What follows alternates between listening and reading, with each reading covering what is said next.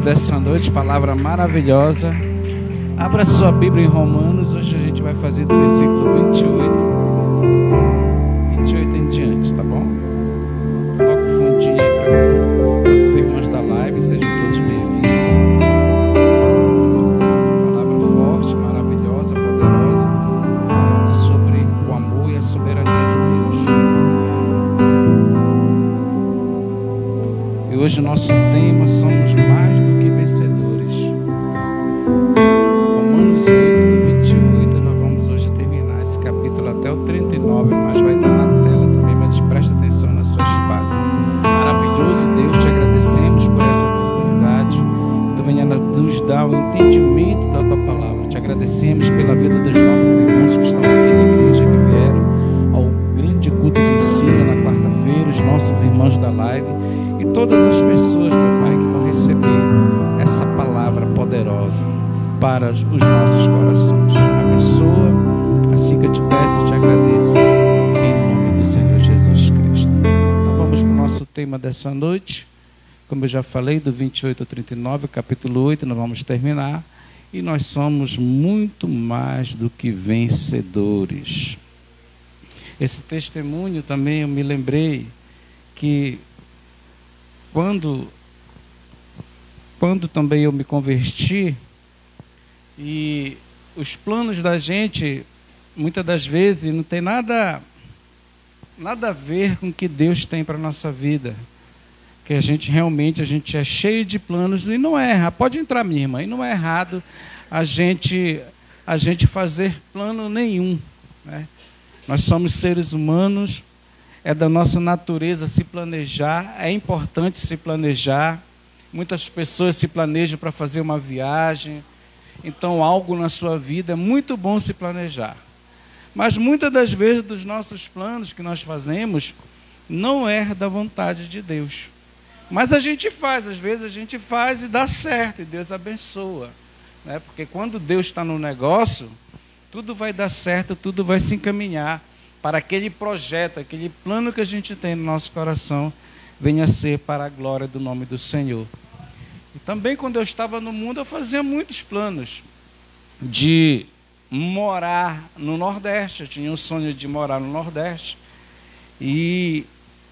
mas não foi da vontade de Deus eu morar no Nordeste. Tinha uma vontade de morar no sul do país, também em São Paulo, era um grande sonho meu morar lá, quem sabe um dia, né? Mas também não foi da vontade do Senhor. Mas os planos, eles foram feitos. Os propósitos, os projetos, eles foram feitos. Mas naquele momento não foi da vontade do Senhor. Então o que é que eu quero te dizer? Que nem tudo que nós planejamos vai acontecer da maneira que a gente almeja, que queremos. Muitas das vezes dá certo, mas às vezes não dá. Se não dá, não te preocupa. Só tem duas opções: ou não foi da vontade de Deus, ou não é o tempo de Deus. Porque quando é da vontade de Deus, as coisas tudo dão certo, as coisas vão se encaminhando, e aquele sonho, aquele projeto se concretiza para a glória do nome do Senhor. E nós começamos esse culto, essa obra dessa noite, falando sobre esses testemunhos. Eu me lembro que eu tinha muita vontade de conhecer ali Recife, o Nordeste, né, São Paulo, e quando eu estava no mundo tocando, eu trabalhei 15 anos por esse projeto de viajar todo o Brasil. E quando eu me converti, olha só como é que Deus faz. Em 15 dias Ele fez eu conhecer todo o Brasil. Em 15 anos eu não conheci, e quando eu vim para Ele me fez uma trajetória, eu fui e conheci praticamente todo o país. Então foi da maneira de Deus. Não foi daquela maneira, porque Deus não me queria que eu conhecesse o Nordeste ímpio. Deus não queria que eu conhecesse aquela região ali como um artista do mundo, mas como um servo dele, glorificando e exaltando o nome do Senhor.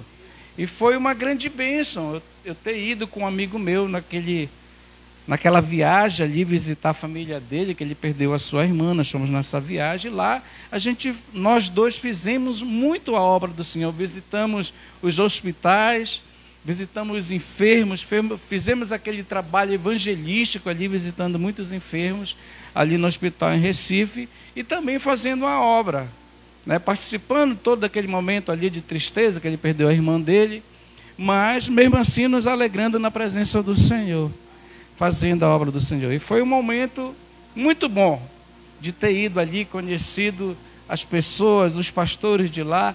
E eu gostei muito de Recife. As pessoas lá, o culto lá são muito avivados. As pessoas descem mesmo para a casa do Senhor. Todos os cultos são uma bênção ali. Em Recife eu gostei demais de lá. E também aqui no Pará é assim, os crentes são fervorosos, a maioria dos crentes aqui no Pará. Mas lá no Recife também, as pessoas são muito capacitadas para ensinar, para estar no púlpito, engrandecendo o nome do Senhor. Então é assim a nossa vida. E Deus, ele está acima de todas essas coisas, porque Deus sabe o que é melhor para mim e para você. E nós somos, em Cristo, muito mais do que vencedores. Porque hoje conhecemos a verdade, e se a gente está em Cristo, você pode ter certeza que se a gente fazer vontade de Deus, se a gente está na brecha das bênçãos do Senhor, você pode estar certo que Ele não vai te abandonar em nenhum momento. Ele vai te abençoar aonde quer que você vá. Porque aonde a gente coloca o pé da gente, lá a gente é luz. E através das nossas mãos tem unção, tem autoridade espirituais nas nossas mãos para fazer a obra do Senhor. Você é um instrumento de Deus, não é só o pastor que tem a unção. Deus quer te usar. Você pode, se você realmente está orando, está na posição, você pode ali repreender uma enfermidade e Deus pode te usar para curar uma pessoa e fazer a sua obra. Todos nós, Deus quer usar nesses últimos dias, porque somos muito mais do que vencedores na presença do Senhor. Então vamos para o texto. Viver em Cristo é ser vencedor na presença de Deus. Viver em Cristo é ter uma vida de comunhão e intimidade com Ele. Uma vida separada para o ministério e para fazer a sua vontade. Nós temos que dar o exemplo sempre de estar na casa do Senhor e fazer a nossa parte. Viver em Cristo é participar não só dos momentos difíceis que o texto vai dizer, mas também momento de gozo. Claro que na nossa vida a gente tem mais alegria do que sofrimento. Na nossa vida, se você for comparar, você tem 70% de gozo, de alegria. É pouca tristeza. Mas o ser humano ele não gosta de sofrer, ele não gosta de passar tribulação, nem de ter momentos difíceis. Se ele pudesse viver sempre em alegria, ele ia viver. Mas um dia a gente vai chegar lá, quando a gente alcançar o como é que fala, meu Deus? O estatuto de varão perfeito na presença de Deus. Amém?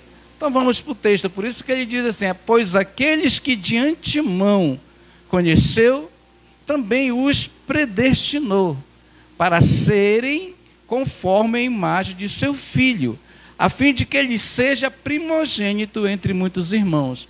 Então a grande sacada de Deus, aos olhos de Deus, Ele o quê? Ele te chamou, Ele te predestinou para você ser conforme o grande exemplo que Cristo foi nessa terra. Por isso que Paulo diz que nós temos que ser imitadores de Cristo nessa terra. Então, quando você é um imitador de Cristo, quando você é uma pessoa vencedora na presença do Senhor, que serve a Ele, aí sim, você faz parte desse pacote espiritual, pois todas as pessoas Deus está chamando, de que de antemão conheceu, porque Deus conhece tudo, ninguém engana a Deus, Deus está em toda parte do planeta Terra, do universo, Ele é soberano nessa terra, ninguém engana Ele. Também os predestinou para serem conforme o grande exemplo de Yeshua, seu filho Machia, a fim de que ele seja o primogênito entre muitos irmãos, ele seja o primeiro na nossa vida, porque Ele que veio a essa terra e doou a sua vida. E aos que predestinou também chamou, e aos que chamou também justificou, e aos que justificou também os glorificou. com seu poder, com seu chamada. Que diremos por diante dessas coisas? Paulo está dizendo, se Deus é por nós, quem será contra nós? Se você está com Deus, querido, uma hora você pode ter certeza que Deus vai te honrar, Ele nunca vai te abandonar. Deus nunca abandona ninguém, você pode ter certeza. Uma hora Ele há de te abençoar. Nós vivemos pela fé no Filho de Deus. O texto diz que o justo ele vive pela fé. E fé em toda a obra do Machia nessa terra. Que diremos, pois, diante dessas coisas? Se Deus é por nós, quem será contra nós? Por que Paulo vai dizer isso? Porque vai surgir muitos obstáculos na nossa vida. Aquele que não poupou o seu próprio filho, mas entregou por todos nós para a glória do seu santo nome. Que Deus poderoso é esse? Que amor imensurável e grandioso, mas o entregou por todos nós. Como não nos dará justamente com ele e de graça todas as coisas? Tudo que a gente tem, querida, é de Deus. Nada é nosso. Meta isso na sua cabeça. Nós temos que somente agradecer essa graça imerecida, esse favor imerecido que Deus coloca na nossa mão. Então agradeça a Deus em todas as circunstâncias, porque Ele não poupou o seu próprio Filho para que a salvação chegasse a toda a criatura. Quem fará alguma acusação contra os escolhidos de Deus?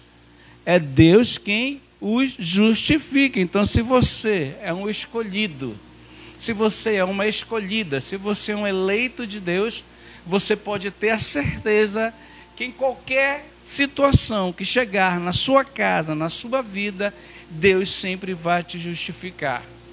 Se você estiver ali na posição com Jeová, quem fará alguma acusação? Porque muitas pessoas nos acusam, o mundo nos acusa. Mas Deus não, porque o olhar de Deus é tremendo. Quem fará alguma acusação contra os escolhidos de Deus? É Deus quem os justifica, porque ali a gente está trilhando um caminho justo e certo na presença de Deus. Quem os condenará? Foi Cristo que morreu, e mais, que ressuscitou, está à direita de Deus e também intercede por nós. Paulo aqui, ele exalta tudo que Cristo veio fazer nessa terra. Quem os condenará? Porque o povo aqui está em perseguição. O Império Romano está oprimindo o povo de Deus.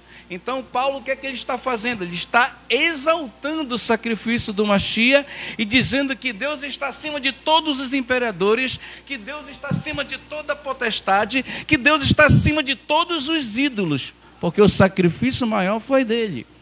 Quem os condenará? Foi Jesus Cristo, que morreu e mais, que ressuscitou, está à direita de Deus e intercede por todos nós nessa terra. Cristo é nosso advogado fiel. Ele intercede, ele está lá no trono dele agora, olhando por cada um de nós nessa terra. E ele conhece cada um, ele conhece o coração, as intenções dos nossos corações. Ninguém pode fugir dele. Quem nos separará do amor de Cristo? É a perseguição do império que estava matando, que estava massacrando o povo de Deus, perseguindo, prendendo. Paulo está dizendo, o que é que vai fazer você se separar agora que você é um eleito, um escolhido, e você é um crente na pessoa de Jesus? Quem nos separará do amor de Cristo? Será a tribulação que vamos passar na vida? Ou a angústia que vamos ter? Ou a perseguição que vamos sofrer? Ou a fome que vamos passar? Ou a nudez? Ou o perigo? Ou a espada? O que é que pode separar se você é uma pessoa convertida na presença de Deus? O que é que pode te separar? Muitas pessoas não vêm para o culto porque a luta venceu elas. Elas olharam para a tribulação, para a angústia da nossa alma, para alguma perseguição, algum medo, algum perigo. Por isso que as pessoas não vêm. Olha, minha mãe, quase 80 anos, já me ligou, tu vem me buscar? Vem logo, porque está chovendo, parou, vem me buscar. É o desejo de estar na casa de Deus. Hein? A angústia, a perseguição, a chuva, não é impedimento para a pessoa estar na casa de Deus, querido. E Paulo vai continuar, querido. Olha o que Paulo vai dizer. Como está escrito, por amor de ti, meu Deus do céu, isso aqui é uma bufetada na cara de crente tapioca. Como está escrito, por amor de ti, enfrentamos a morte todos os dias. E isso era verdade, o povo estava enfrentando a morte. Os cristãos eram levados para o Coliseu para serem engolidos e comidos por aqueles grandes animais que o Império Romano colocava lá no Coliseu. E quando o imperador jogava os cristãos lá no Coliseu, sabe o que eles faziam? Eles cantavam e glorificavam o nome do Senhor. E a igreja explodia, crescia.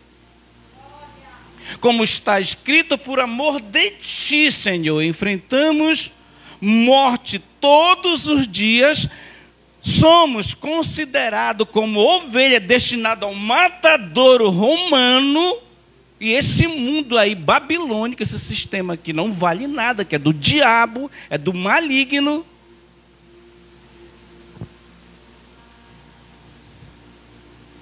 Somos considerados como ovelha destinada ao matadouro. Todo dia você tem que matar um leão na tua vida espiritual. Todo dia nós temos que matar um leão na nossa vida espiritual para viver uma vida de santidade diante de Deus. Mas em todas estas coisas, somos mais que vencedores por meio daquele que nos amou, que pagou o preço lá na cruz.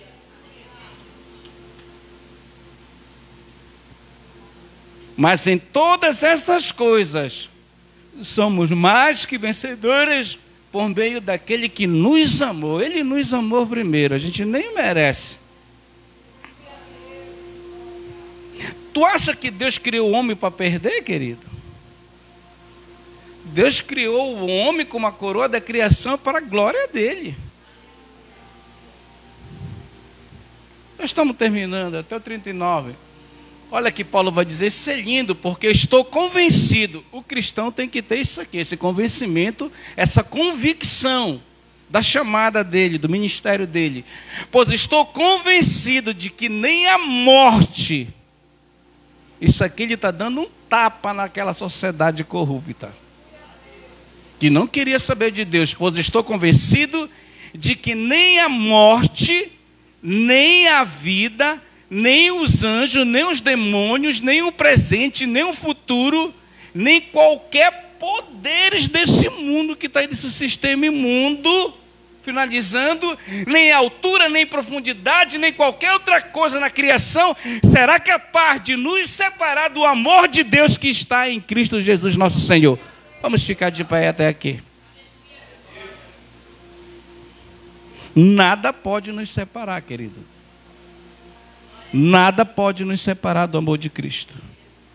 Vou orar por você nessa noite. Um maravilhoso Deus, te agradecemos, Pai, pela tua palavra nessa noite. Exaltamos o teu nome nessa noite pela tua palavra, Pai. A tua palavra nos ensina, meu Pai, nessa noite, que vale a pena te servir, Senhor Jesus. A tua graça é que nos basta nessa noite. Senhor, a tua palavra nessa noite nos ensina que nós somos os teus servos. A tua palavra nessa noite nos ensina que nós somos escolhidos por ti. A tua palavra nos ensina nessa noite que fomos confirmados no mundo, desde a fundação do mundo, Senhor. Tu já tem um plano de salvação para a humanidade, Pai. Essa palavra nos ensina que o teu plano para a salvação é perfeita, porque tu é um Deus onisciente, onipotente. E ninguém Senhor, ninguém pode condenar aqueles que te servem fielmente nessa terra. Sem a tua presença, Senhor, nós não somos nada, mas nós somos muito mais do que vencedores na tua presença. Só a tua presença, Senhor, é que nos basta nessa noite. Que nada venha, Senhor, nessa noite nos tirar da posição daquilo que acreditamos. Que essa noite possamos sair daqui convictos, Senhor Jesus, que nós somos muito, mas muito mais do que vencedores. Porque já não há nenhuma condenação para aqueles que estão em Cristo Jesus. Nada pode te tirar da presença do Senhor. Nada pode te tirar a tua dificuldade. Nada pode te tirar da presença do Senhor. A tribulação, o sofrimento, a angústia, o medo, nada pode te tirar da presença do Senhor. Não há mais nenhuma condenação, porque você já foi justificado pelo sangue do Cordeiro na cruz do Calvário. Toda vez que você se sentir sozinho, toda vez que você se sentir sozinha, saiba que morreu. Sabe que o sacrifício foi feito por ti. E foi o maior sacrifício de todos os tempos. Ele já pagou, Ele já pagou. Você agora pode adorar. Você agora pode fazer a obra dele com amor, com carinho, com responsabilidade, convicto. Seja convicto que você é um eleito. Seja convicto que você é um servo, uma serva do Senhor. E que a graça dele te basta nessa noite. Nós te agradecemos, Deus. Nós te agradecemos pela tua palavra. Se Deus é por nós, quem será contra nós? Quem será contra a tua vida, contra o teu chamado, meu amado irmão, minha amada irmã? Quem pode nos separar do amor de Cristo? A farra do mundo? Os prazeres do mundo? Negativo, nada pode nos separar. Tua presença. O crente separado, ele ama estar na casa do Senhor para adorar e fazer a sua obra. Senhor Jesus, que possamos ser esses crentes da última hora. Que possamos ser, Senhor Jesus, esses jovens da última hora, essas varoas da última hora, essas servas da última hora, os servos, a tua igreja, a tua eleita, aqueles que só tu, Senhor, conhece, pelo teu poder, pela tua onipotência, Senhor, pela tua soberania.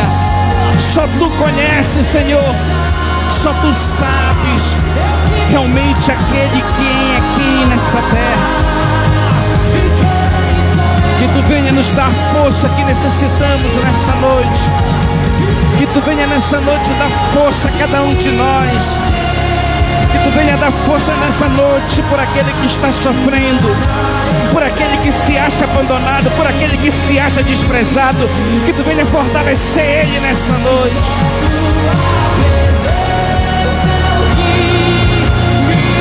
Agradece a Deus nessa noite. Senhor, nós te agradecemos nessa noite, porque os teus planos são maiores que o nosso.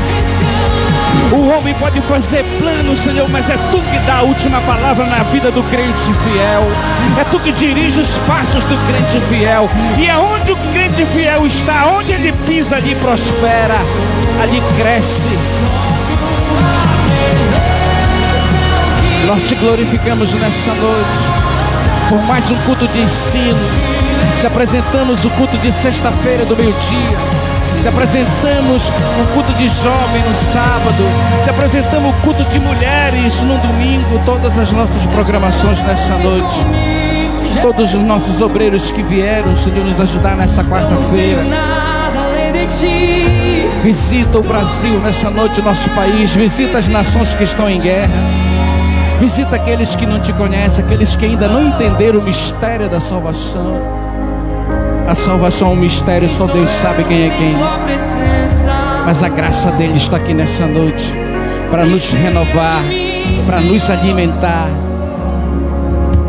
Que a graça de Deus, que a graça de nosso Deus e Salvador Jesus Cristo, o amor de Deus, o nosso Pai, a comunhão com o Espírito Santo seja com todos nós, para todos sempre, e amém. Sejam abençoados nessa noite. Eu profetizo as bênçãos do Senhor sobre a tua casa, a tua família, os teus sonhos, os teus projetos.